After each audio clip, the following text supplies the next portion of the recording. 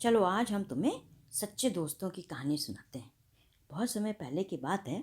एक जंगल में एक कछुआ, एक कौवा, एक चूहा और एक हिरन दोस्त थे। वो बहुत प्यार से रहते थे और जब जब भी कभी जो है, कभी वो पानी में खेलते। कछुआ जब पानी में चला जाता तो पानी में भी खेलते थे। बाहर बाहर बैठ के टक टक टक टक पानी को उछालते रहते थे। और कभी कछुआ भी बाहर आके उनके साथ खेलता था। और कौवा कभी ऊपर जाके बोल चूँ चूँ करता, काँ काँ करता, और चूहा नीचे चूँ चूँ करता। और चूहा कभी पेड़ में चढ़ जाता तो कौवा जो है नीचे आ जाता। और हिरन भी उनके साथ खेलता था, दौड़ दौड़ के उछल के। तो चारों जनों में बहुत पक्की दोस्ती थी। एक बार क्या हुआ कि चारों जने बैठे बात कर रहे थे एक पेड़ के नीचे। तभी उन्होंने देखा एक सियार जो है भागते भागते भागते बड़ा घबराया हुआ था, भाग रहा था।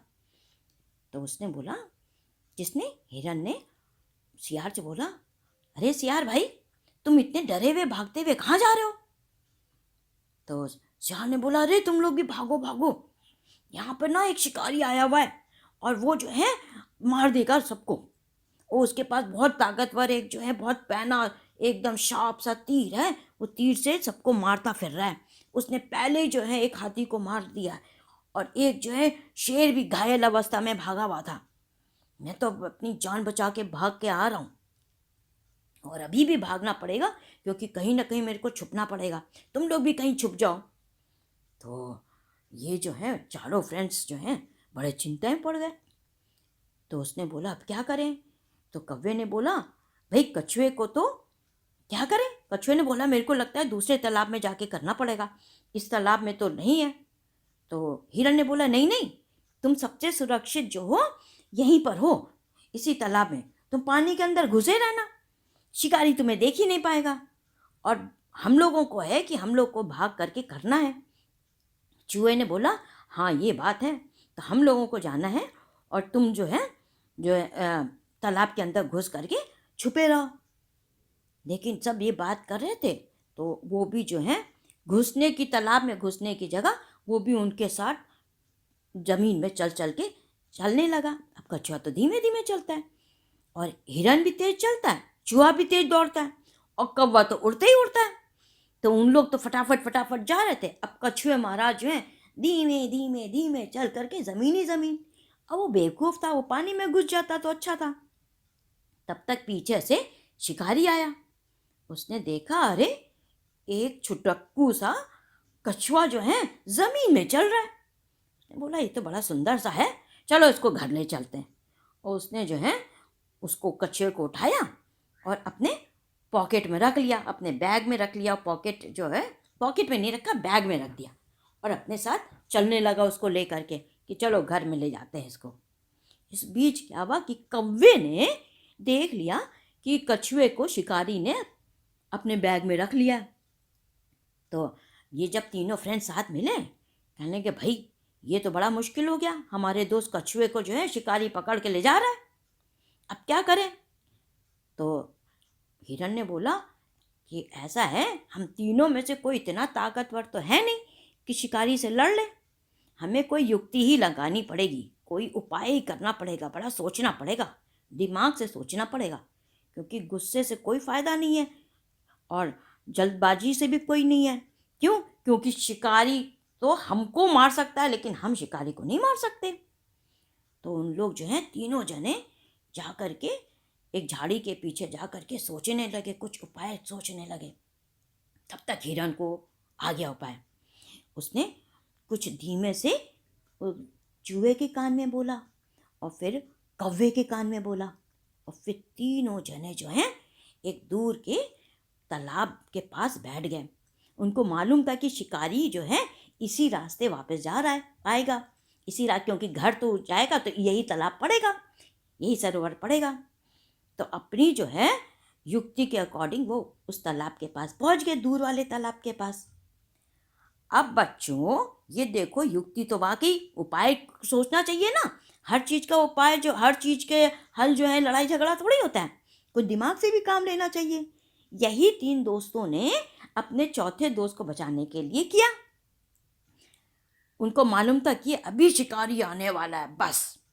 तो जो है हिरन जो है तालाब के पास लेट गया और एकदम ऐसे लेटा जैसे कोई मर गया हो, जैसे मर गया हो।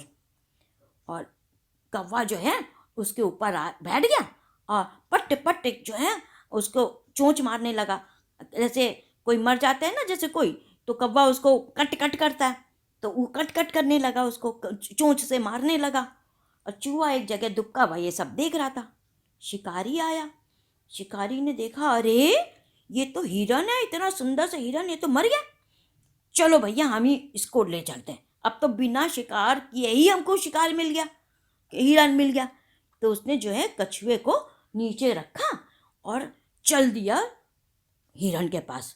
उसने सोचा कि भाई हिरन तो मर गया, और कौवा क्योंकि उसके पर बैठा हुआ था और उसको कट कट कर रहा था चोंच से। तो जैसे ही उसने जो है शिकारी को अपनी ओर आते देखा तो चुपचाप और बैठ गया, है ना। और इधर क्या हुआ, चूहा दौड़ के कछुए के पास गया और उसने जो है जल्दी से उसको जो है कपड़ा, जिस कपड़े बैग के अंदर रखा था, उसको कुतर दिया कच कच कच कच कच कच कच कच करके, और जल्दी से कछुए को निकाला और कछुए से बोला, भागे भागे जाओ, उस तालाब के अंदर घुस जाओ।